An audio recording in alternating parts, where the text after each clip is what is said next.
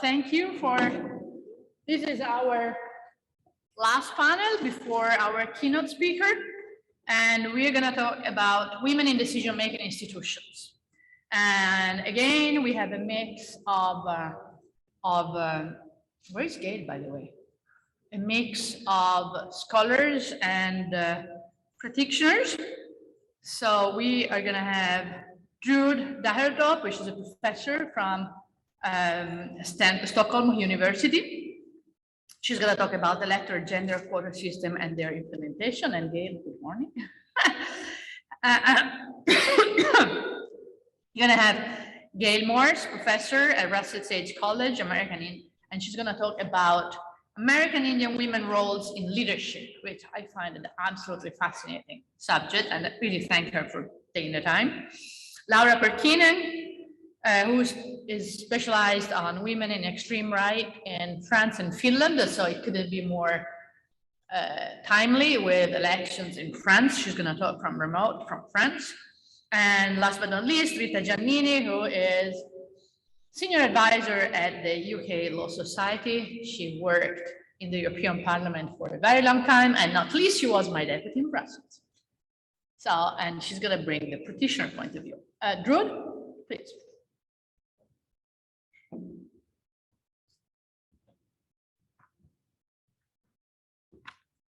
Good morning, everyone, and thank you for the invitation to come here. I'm going to speak about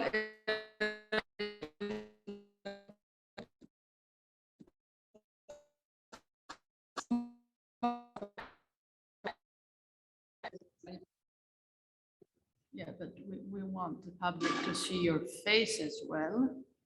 Okay. God, how do we do this now? Should we call the technicians? Still shouldn't be touched. Hello, down there. Yeah, no, the setting isn't good. Start. We need to show her face as well on the side. Her face already showing. Yes, her face is already showing. No, it's not. We want her face to be on there? Okay. Yeah. Yes, and now. Whatever is there is whatever they see from home. Okay. Give me a moment. Like this. Oh yeah, sure. Here we go. Here we Awesome. go. Thank you. Thanks a lot. That's fine. Thank you. I'm going to talk about, what's that? Yeah, I'm going to talk about electoral gender quotas. I started researching on this, I don't know, 10 years ago, and I thought I would do that for 2 or 3 years, but the actual development and the amazing development of adoption of gender quotas around the world have changed my schedule. And also I work as an international advisor for the UN, for the Interparliamentary Union, other international organizations around the world in order to give advice about gender quota systems, electoral systems, etc.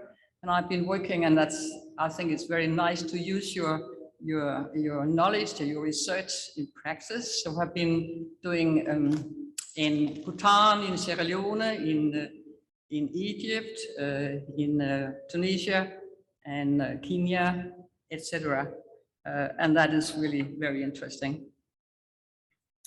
So we have talked a lot about gender quotas, haven't we? And I'm trying to make here first looking about in politics. 2/3 of the countries in the world use now gender quotas in politics.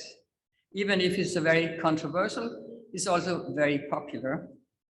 And we see now, and especially the last decade, a spillover from politics to other arenas in public decision making. We just heard about gender quotas in business, corporate quotas, also in the public administration, for instance, public quotas for public commissions. And this kind of spillover is, I just want to refer to this very excellent book from the European University Institute by Eleonora Lipina and Ruth Ruby-Marin, called the now I can't really say it, how you can't resist Gender Quotas Coming. It's a very good book. So defining gender quotas, the way I do it is that gender quotas is a measure to rapidly change an unwanted inequality in terms of numbers and percentages. Rapidly, not waiting for gender equality to come by itself, which, by the way, we know it doesn't. And if you talk to people who have been fighting for gender quotas around the world, they say we have got quotas for women, but in fact, most gender quota laws are gender neutral, meaning, for instance, 30% of the candidates should be men and 30% should be women at least. Or as in the Kenyan constitution, 2/3, there cannot be any public committee or parliament or group which has more than 2/3 of one gender or one sex. And this makes also men be less nervous. Women are not going to take over. We're only demanding equity, aren't we? Even if men have had 80, 90, 100% for so many years. So quota regulation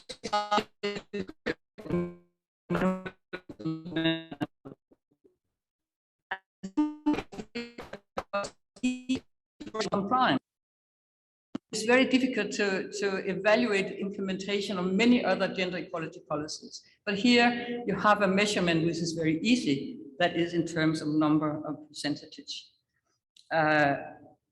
And gender quotas in politics can be very efficient and make historical jumps under certain circumstances. Not always, of course. And that's what I'm doing research on. So here's a paradox, I call it a quota adoption. First, gender quotas are about increasing women's numerical representation, or we call it descriptive representation. That is exactly what is the target of gender quotas in politics. But feminists, including myself, who support gender quotas want women to make a difference in politics. And we talk about this very complex concept of substantive representation. And we talked about yesterday also about this. What is it? And the third point is that while male-dominated parliaments have passed quota laws based on mixed motives, including for the country to look modern and democratic, and we can call that symbolic representation. So we have lots of conflicting interests behind this. And it's amazing that about 100, well, in fact, to be precise, 90 parliaments, male-dominated parliaments in the world, have passed gender quota laws to increase women's representation. But as I say here, out of mixed motives, not all parliaments, those 90 parliaments have a majority of feminists. Don't believe that. So the starting point is, of course, also from an intersectional perspective, that who have the power in the elected positions. And in all countries, that's the way I put it, the majority of politicians are middle-aged men from the ethnic majority group and from the social economic elites. That's everywhere. So, and it's even worse on global governance, because global governance institutions they recruit people from the top of the national elite, political elite. So I work on the goal, and of course today we talk about parity, not just more women, the diagnosis of the problem, and then the strategies. And right now I'm doing a lot of things about the legitimacy and the effectiveness of these different strategies. So here's, of course, the question everybody asks me, also when I do consulting around the world, isn't this gender quotas, isn't that a violation of the principle of merit? And I guess that most people in this room and in this seminar have good answers to that. And I would say, of course, that depends on the diagnosis of why women, minorities, immigrants are underrepresented. And you can also turn it around, which is also a very good exercise, saying, why are men overrepresented? Because that is exactly the problem. What are the mechanisms of inclusion of men and the exclusion of women? And of course, there's no need for affirmative action if there were no discrimination and no structural barriers. So you could put it this way, as I like to do it, that quota is a compensation. I'm not really sure about the word, for structural barriers and direct discrimination for women and minorities. I like the new term of bias blockers. We have bias out there, maybe unconscious bias. We make some blockers, for instance, saying that should be the headhunters for the corporate quotas should come up with 50% men and women candidates, or you are making anonymous applications. There are many bias blockers. I like that term. And it's a fast track policy.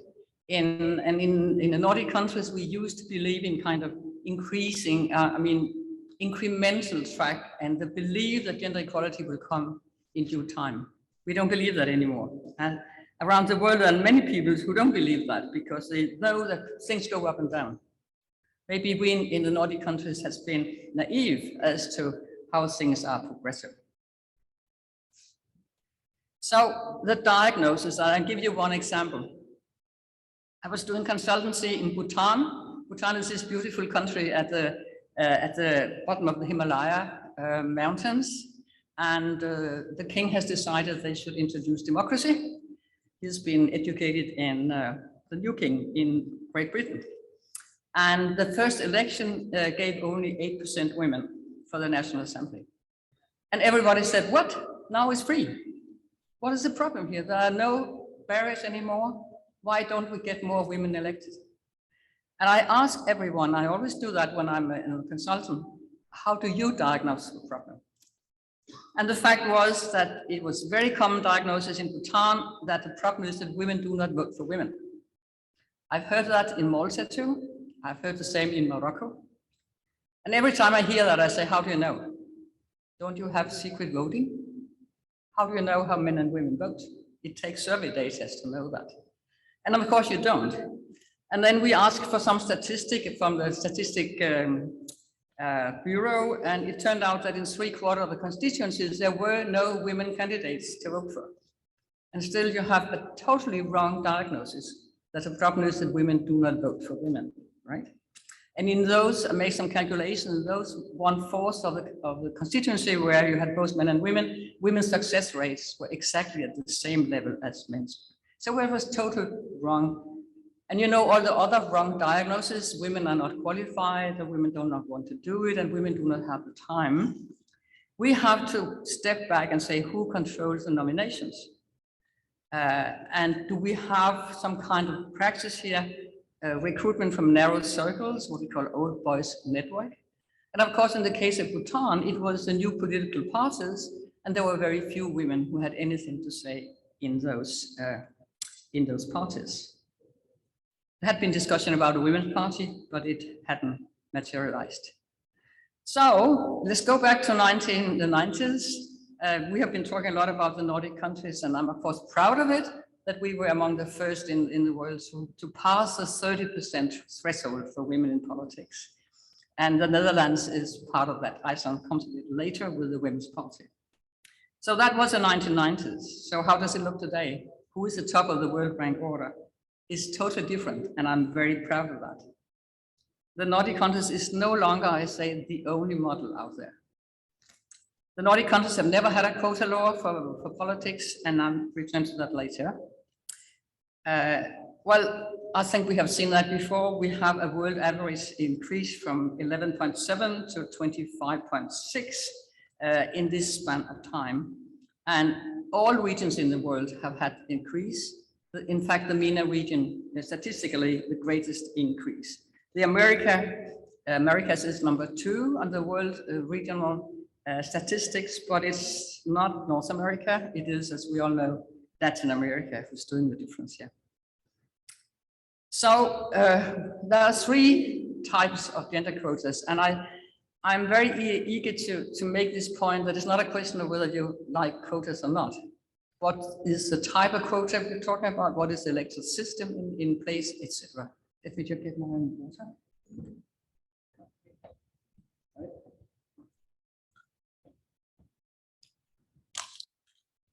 So here are the 3 main quota types. Party quota is starting in the Nordic countries in the 1970s and 80s in the left and green parties. and then spreading slowly to the liberal and even the conservative parties who don't have formal quotas because they don't like it, but they do it at any rate in practice. Not the extreme right, we'll return to that, I guess. Example, the Social Democratic Party in Sweden, 1993, makes every second for the ladies, it's called. Not called quotas at that time, because that is unpopular. Every second for the ladies is from the dance hall, that every second dance women are allowed to go and ask for that, right? 50-50 is a very radical one, 50-50 men and women alternating all through the electoral list, which we call the zipper system, or in Southern Africa, the zipper system. Also quotas for internal organizations. And nothing prevents any party, also the United States, from introducing party quotas tomorrow if they want. These are voluntary and the only sanction can be internal and is a question of the central part of the party contra the local nominating parts of it. So here we have the second one, and this is the biggest one we have in the world, the most popular one, legislative candidate quotas. And again, it was in Europe often started by parties who had voluntary party quota and then turned to make a suggestion for a general quota law binding for all political parties. But it's Latin America, which is the leading region in terms of the widespread adoption of the type of quota, this legislative candidate quota, starting in Argentina in '92. And Mexico is a good idea because when people who don't have a proportional representation, but like in the US and UK, have single member districts where each party only have one, Canada has come up with what we call horizontal quota regulation, saying that 50% of the safe seats should go to women candidates, 50% to male candidates. This is very radical. And this is developed not just by the law, but also by the electoral authorities. I visited them several times and they were very tough on this. And safe seats is defined as a seat in a district which gave election in the last election. So this is a very radical one. And they have 50% in parliament in Mexico. So legislative candidate quotas, the effectiveness depends in general on, of course, the ambition. I mean, Armenia had 5% quota law. You can forget about that, right? Mexico here has a 50%. The ambition. Then about the rank order rules, if you're talking about the vertical, I mean, it's a PR system of all the women, 30% women are only at the bottom of the list. You can again forget the effect of that. That's very inefficient. So you need rank order rules. And for single member districts, you need something that link the various districts to each other. And of course, that demands a political party and a political will. Sanctions for non-compliance are also extremely important, and that goes for all kinds of quotas, and they should be very strict. And today there's a new type of sanctions, which is incentives coming up. For instance, in Ireland, if a party has 30%, as the law demands, of women on the candidate list, or rather, if they don't have it, the public money, which is very big to the parties, are cut by half. So now suddenly they all comply with the quota rule. The big parties, which are the richest parties, don't care. So the third one is the reserved seat quotas, and it's much more controversial. Comes in many forms, and it's usually inscribed in the constitution because this is interfering in the very way the electoral system works. And India is the most fantastic example because you have this law since '93 that 1/3 of the local councillors, including the chairs, are reserved for women in advance. And this is combined with the quota system, the older one for scheduled castes. But how do you do that in a single member district system? Well, it's a rotating system. So this election, this ward or village can only have women candidates. And the next election is another village which only can have women candidates. And it's in a very patriarchal countryside in India, many women say that I can't compete with men. My husband won't allow it. My in-laws won't allow it. I can go for election with only women compete with women. And the result is here that you have more than 1 million women in any election at the local level, serving in the local council. The question here is, of course, I mean, reserved seats, are they just a gift to women? But more and more reserved seat quotas come with an election, but then an election only among women. For instance, in Morocco, 60 seats are reserved for women in advance, and only women can compete for those seats. The most important is, of course, that they're not appointed, and there is some kind of election. And of course, you can also say that many elections around the world are only competitions between men, right? But here we have competitions between women, and of course, it is in theoretical terms the problem that men are excluded. But in terms of legitimacy of this system, it's very important that there is a competition, there is an election, and it's not just an appointment as it was in the old days. For instance, the old days in Egypt and Pakistan, to some extent in the in the Soviet system. So, if I ask you, you probably know that Rwanda is #1 in the world today. It's not Sweden or Norway or Finland.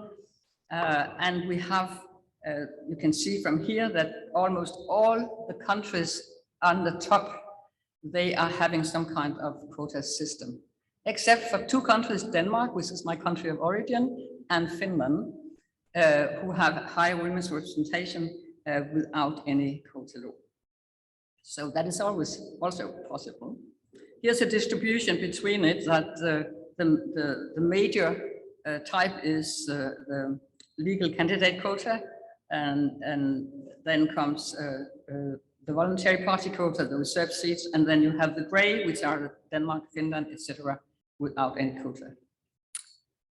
Yesterday was a question to Pippa, and she turned it onto me because we have made a paper on this, and I made this analysis of the effect of the numerical representation of women on the first quota laws in the countries at this time in 2014. And you can see the very different results, that there were very small increases under 5 percentage points and in almost 30% of the countries.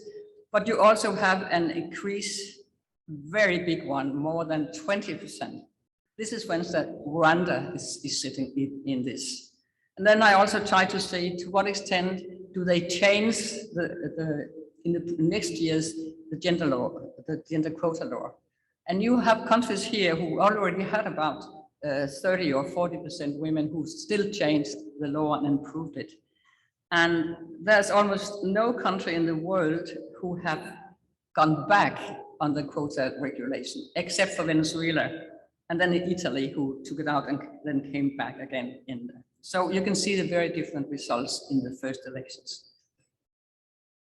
And if you see, here is a table of the various kinds of political systems and which kind of electoral gender quotas do we use. And I'm using Freedom House, you can always discuss that.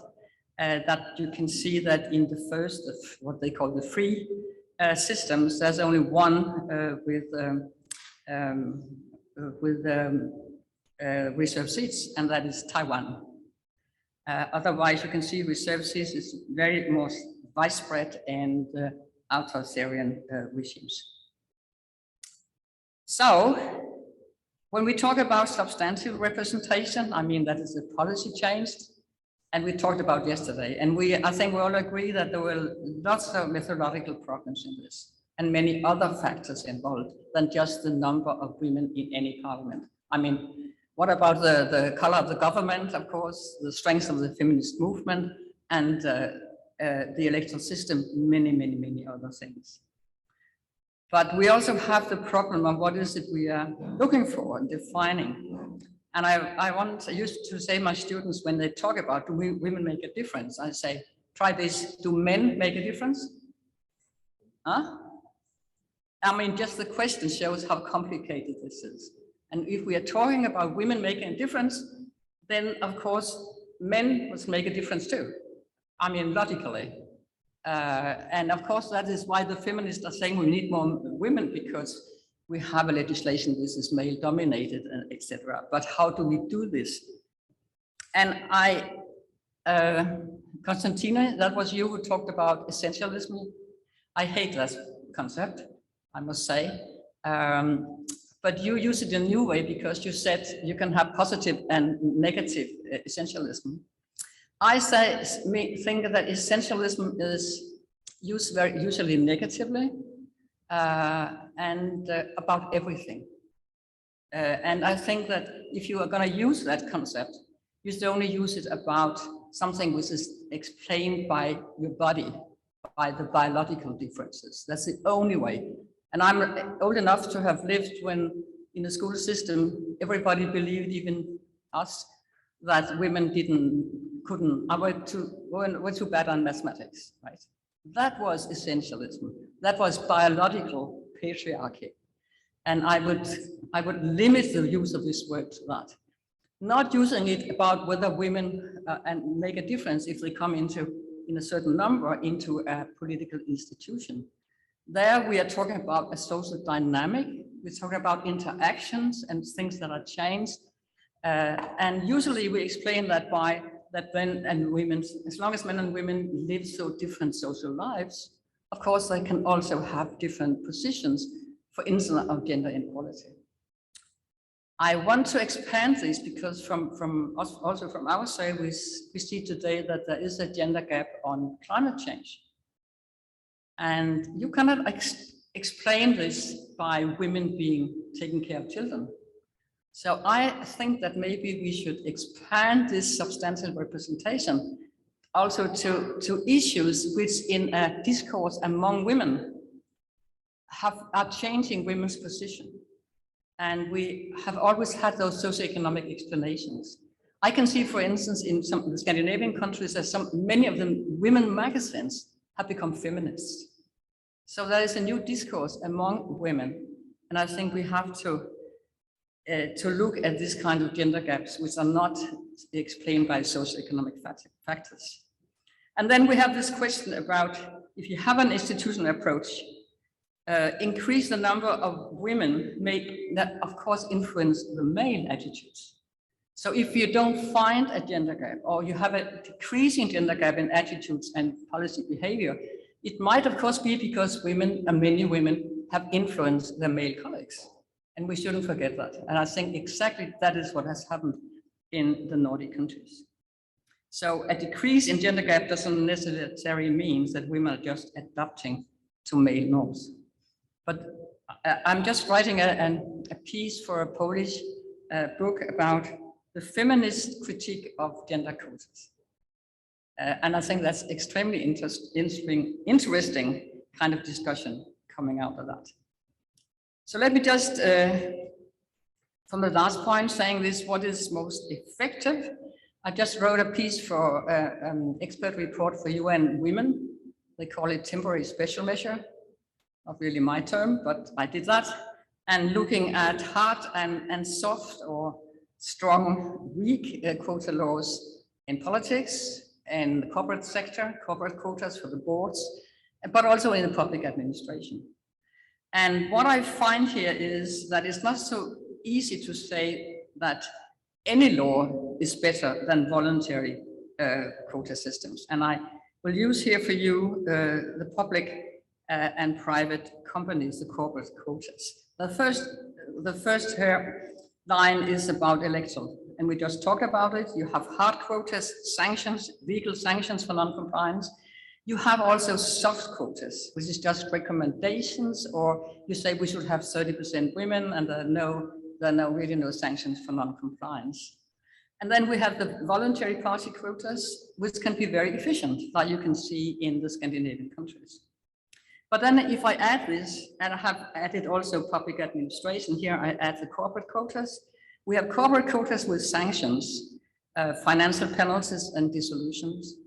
I must add, I'm not totally agree with the description of the effect of the Norwegian corporate quotas. I mean, it had the same effect as the Italian one we saw, that the level of education in the corporate boards have increased, the age has fallen, but also the demand of more formalized procedures. I mean, not so much agreement in the golf course or wherever you do that. Well, the corporate quotas also have these three. It can be the hard ones, like in Norway and Italy. It can be the soft ones, like in Denmark, which is saying that the companies should come up with targets. There is a fine if they don't come up with targets, but there's no fine if they don't follow their targets. So this is really, I mean, people think, oh, now we have quotas. We don't. And therefore, in Sweden, you have, so comparing the three countries, you have non-legal quotas, corporate quotas, because there's been a threat by the government to make a law, and then the business themselves have made corporate quotas to increase women's position on the boards. And they have overhauled Denmark, which has a law, but a very weak one. So it's not always that a law is better than voluntary measures. So this is what I will end with, the critical voices.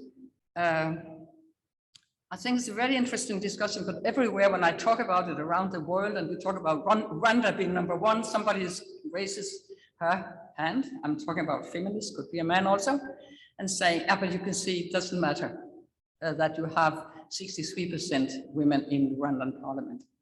And then I ask, okay, well, what are your measurements? I mean, they did make a reform about that women could inherit land. They have made reforms about combating sexual harassment and violence against women, etc. What are we really evaluating this on? Are we buying this argument that women come in and they don't do any difference? We have to, as we have talked about here yesterday, develop ways, methodologies to do this.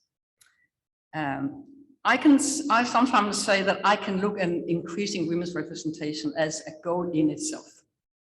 That's what we call descriptive representation, that breaking the norms and practice for male dominance is a transformation in its own right.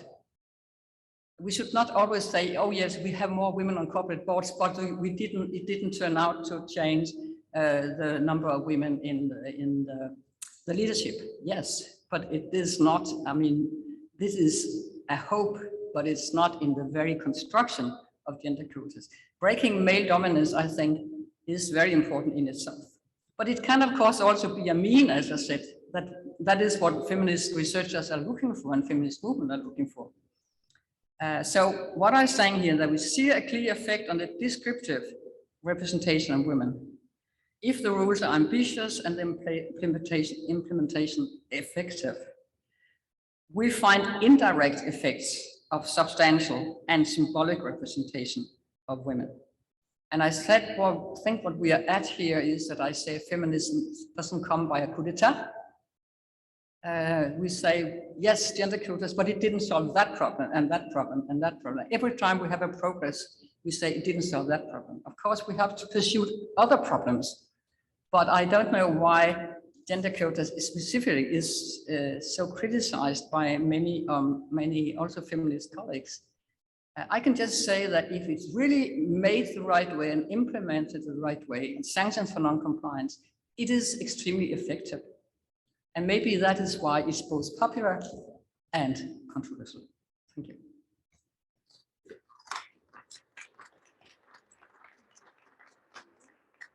Thank you very much. And Gail, you want to be up?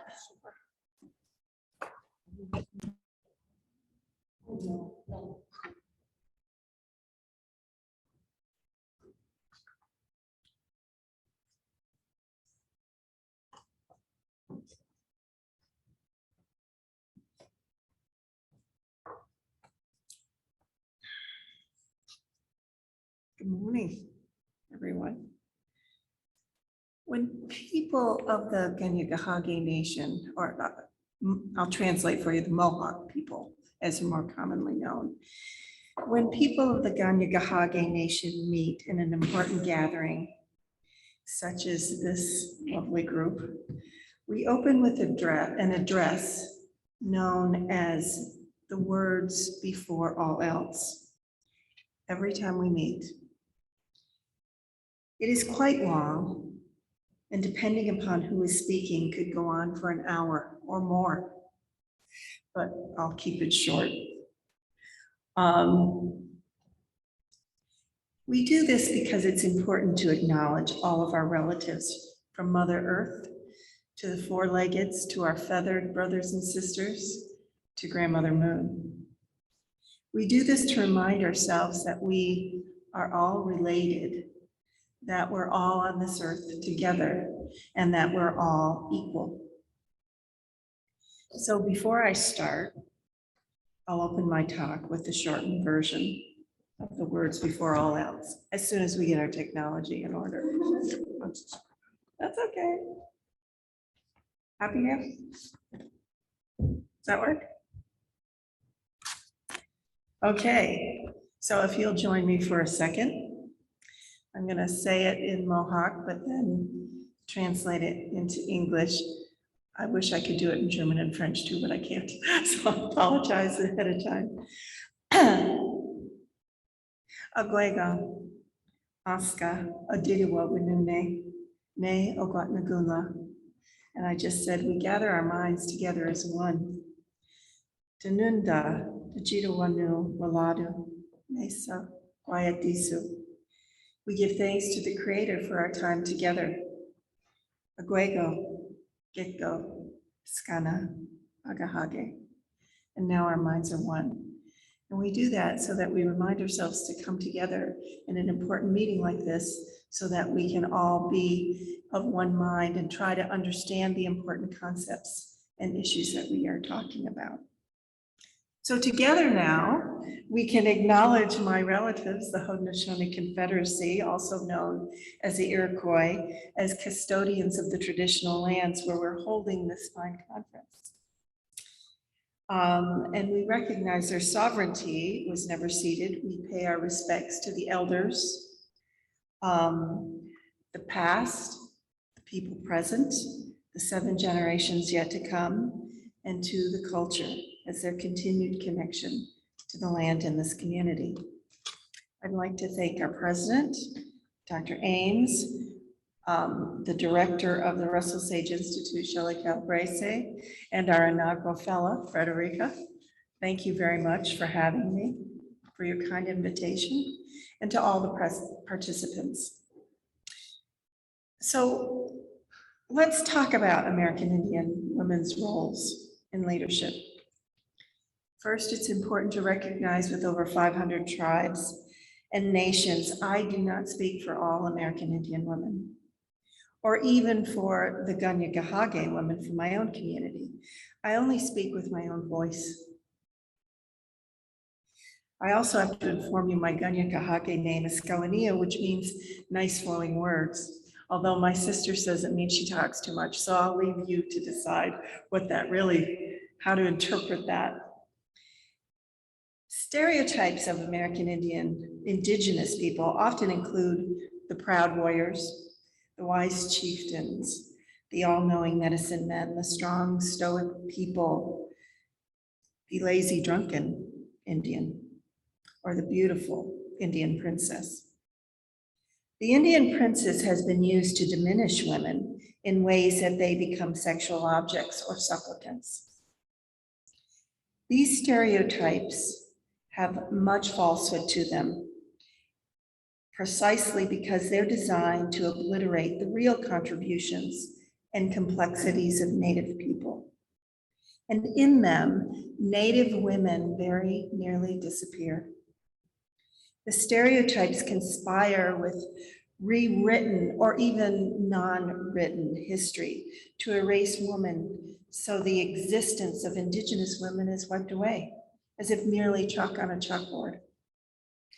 Often left out of the history books in American Indian history or discounted and ignored when assaulted, kidnapped, or murdered. Still, those are topics for another day, sadly.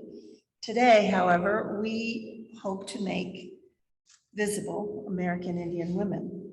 And we can look back to the creation story of the Haudenosaunee people to begin our understanding of American Indian women's roles in leadership. Haudenosaunee people are known as great storytellers, so I have to even shorten that story as everything, or we'd be here for hours. First, we're going to think about the sky woman who was pregnant when she fell from the sky. Her fall was interrupted by a flock of birds. I need to fix that. Her fall was interrupted by a flock of birds who gently lowered her to the back of a turtle, since there was no land to place her at that time. Okay. There, the muskrat dove to the bottom of the ocean to collect some dirt for the sky woman, who carefully placed the dirt on the back of a turtle and prayed and danced, which grew the dirt to cover the back of the turtle, and eventually became the land of our earth. This story goes on, and we eventually discover that the three sisters of corn, beans, and squash, the first food on earth, grew out of the body of the woman's daughter who died in childbirth. She not only created the first food, she created the first human lives. That is the story we hear as children, which first shows us the power and responsibility of women. That is where we start to understand the role of Native women. This computer's making me feel funny.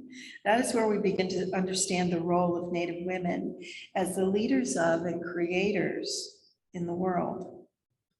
Indeed, the first feminists. If we fast forward a few thousand years and we move into the mid-1800s through the turn of the century and the women's rights movement beginnings, leaders in that movement, such as Elizabeth Cady Stanton, who I have to let all our visitors know, went to school at Emma Willard down the road. And Emma Willard was connected to Russell Sage College. So we're all sort of connected to that time frame too. So Elizabeth Cady Stanton, Lucretia Mott, and Matilda Jocelyn Gage were considered some of the first feminists. And they all lived in upstate New York. And they all had relationships and friends and acquaintances with the Haudenosaunee women. Sally Wagner states in her book on the Iroquois, they caught a glimpse, these women, these early feminists, caught a glimpse of freedom because they knew women who lived liberated lives, women who had always possessed rights beyond their wildest dreams. Iroquois women. What they saw was so surprising was in a matriarchal society where women at the time owned their own property, were responsible for their own children. The children could not be taken away by men, and men moved into the women's family, not the other way. Women decided who male leaders of their communities would be. They had the right, the women, the clan mothers, had the right to seat and remove leaders at their discretion. None of these were rights that the early feminists had at all. Today, the Haudenosaunee nations have numerous women chiefs as well as male chiefs. The leaders' names, excuse me, are put forward by the clan mothers and are then voted for by their communities. It is astounding to think that such an ancient democratic system still exists despite the best efforts of the colonizers to obliterate them. American Indian women continue to build bridges amongst themselves and others, while also trying to understand the destructive impact of colonialism and patriarchal social structures. As the elders tell us, good leaders are required to be at peace in their minds, to be of good mind and strength, which are achieved by respecting the environment and by respecting people and consideration of the 7 generations yet to come. Leadership requires great strength that comes from having a thick skin, 7 layers thick, so the arrows of your enemies and constituents cannot pierce you. In that way, we can lead without pain. with deep consideration, love, and unlimited patience. Most American Indian women leaders are also considered warriors. According to Bloom and colleague, warriors, from our perspective, are defenders of the peace, charged with the care and protection of the most vulnerable in our communities, and with responsibility to oppose the destructive forces, colonial forces that violate peace and things such as racism and inequality. The warrior is a leader who is a defender of the peace for the people, but that responsibility extends to the world. So as we go forward, let's remember the lessons of a thick skin, unlimited patience, careful deep thought, and consideration of others as skills that can bring us as we labor to move up the ladder and crash the glass ceiling. Thank you.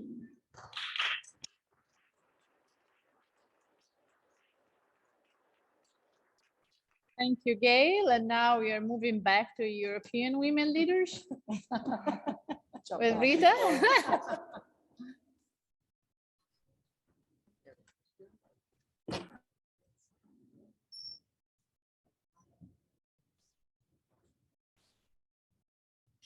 Hello again, everybody. So I'm going to talk about women in politics in Europe.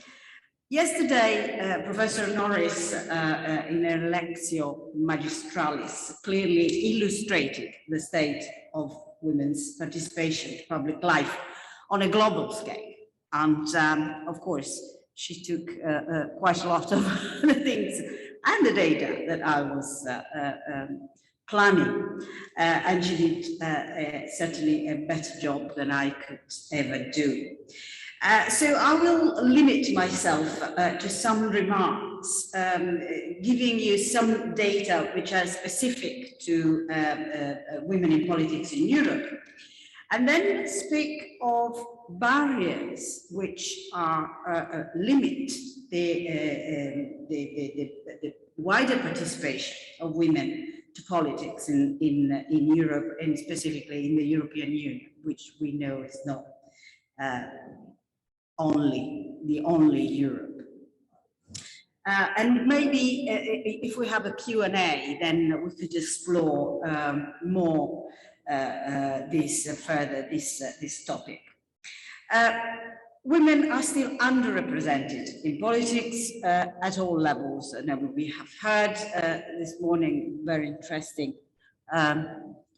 talk about quotas and what they are doing and what they can do for women participation. And as we have seen, only Sweden has almost reached gender balance on the political indicator, which is based on the share of women who are minister, member of parliament, and in regional assemblies. And then there's Finland and France. In the European Parliament in 1979, which was the first directly elected parliament, the percentage of women elected was 16.6%, so extremely low.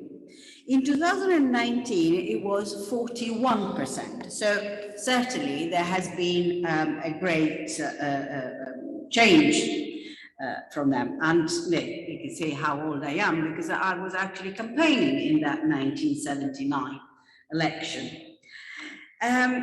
In national parliament, the average is actually 30.5%. So in the European Parliament, there are more women elected than in national parliaments.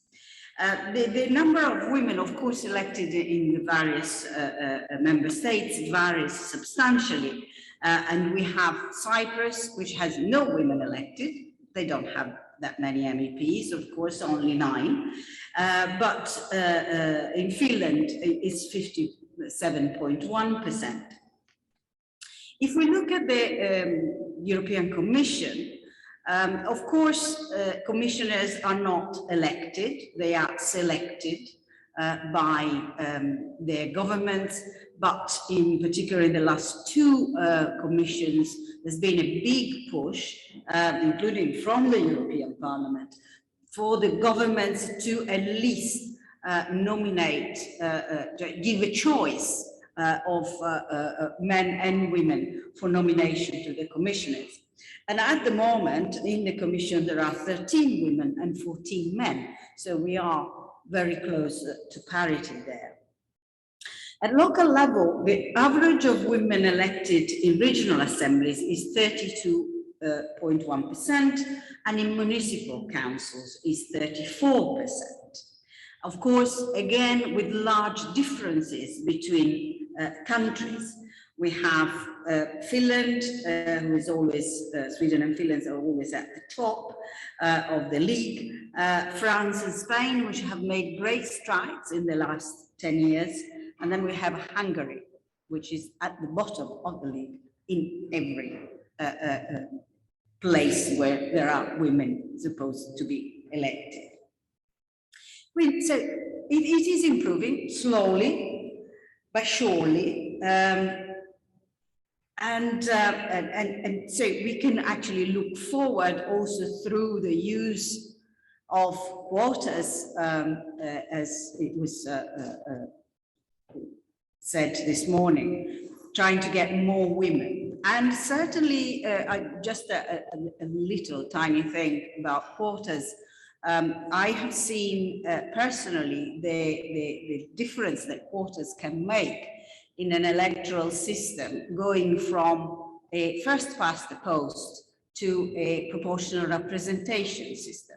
In 1994, it was in the UK, it was the last election, European election, where the first past the post system was used. In the following election, in 1999, it was introduced a form of PR through regional lists. And the Liberal Democrats introduced a system of quotas by which in every constituency, because you have a regional list within a constituency, still called a constituency, but obviously it's the Southwest constituency, the London constituency, the Northeast constituency, it's quite large, which elect a number of MEP. And by which, for each constituency, had to have a man and a woman at the top. And this allowed to have 12 MEPs elected, with 6 men and 6 women.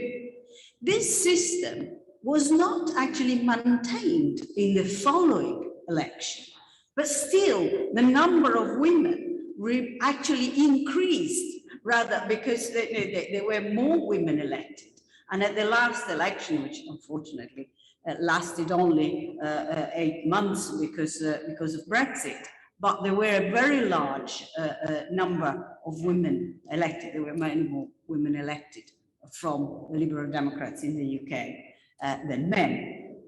So, quotes do work, continue to work, even when they're not there anymore. Regarding barriers, I'd like to focus on 2 particular barriers, one which is old and one which is new. The old one can be summarized in one word: support. Because if you have a man and a woman, and you say they have same knowledge, same commitment, the same confidence in their own ability, but what is that the woman lack? It is support. I used to say, when I was doing politics, what women need is a wife.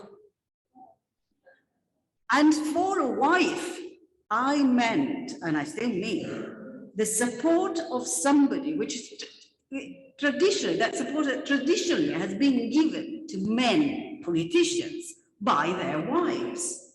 They are practical support.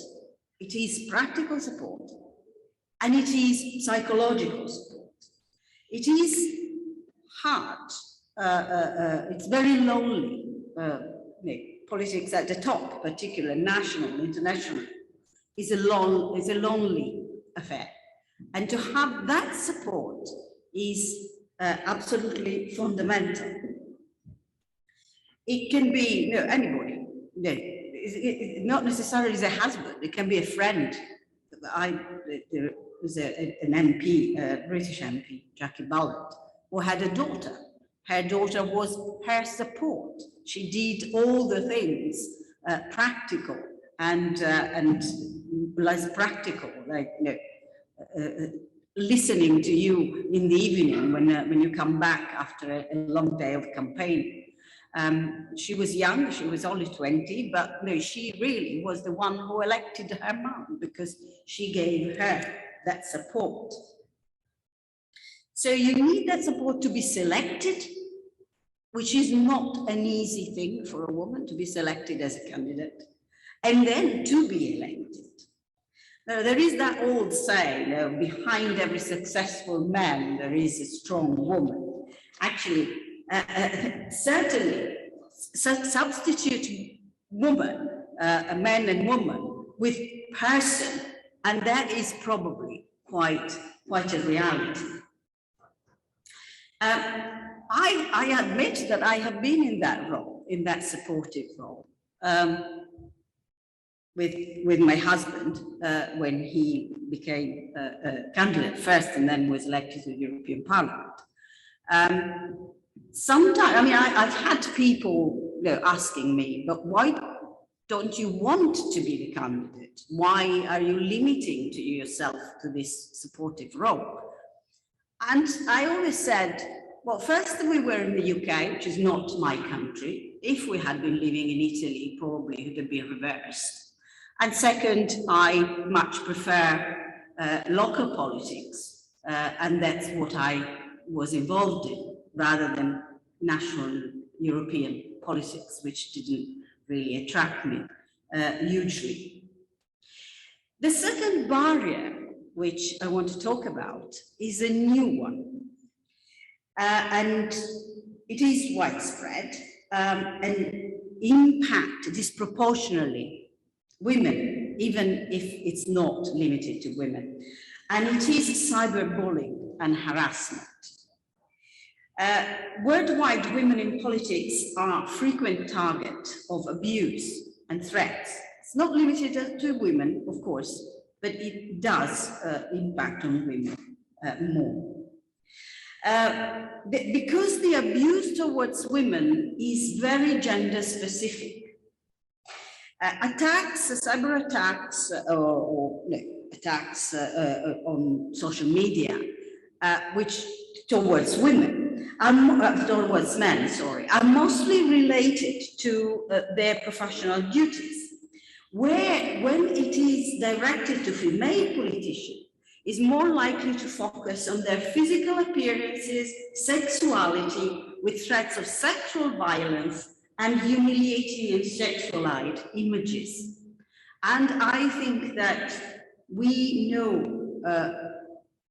all of us know of people who have been women who have been targeted this way, Kamala Harris in the US, Lara Boldrini in Italy, Diane Abbott in the UK. Gendered disinformation campaigns are common. The spreading of deception and inaccurate information in images, which creates storylines that feed on misogyny and gender stereotypes. And it is very difficult, very hard to be able to sustain this type of campaigns. There are lots of people say, well, don't read it, don't think about it. They are just bots, they are people who just don't mean it. But actually, psychologically, it's really difficult to discount this type of attacks. And what happens is it makes you think and question your value. Am I really cut for this? Do I really want to go through this? Why should I put up with this? I'm giving up. I don't want this. I don't want it for myself. I don't want it for my children. So the pressure becomes so much, and often the psychological damage is actually irreversible. And this is a new threat, and something that needs to be taken into account when we looked at women in politics, and really needs to be addressed. There are no solutions at the moment. Of course, there is lots about social platform, what they should do, what they could do. And certainly there are initiatives both in the States and in Europe trying to put a stop to this type of campaigns. But there isn't yet a solution. And I think that is something that really needs to be looked at. Thank you.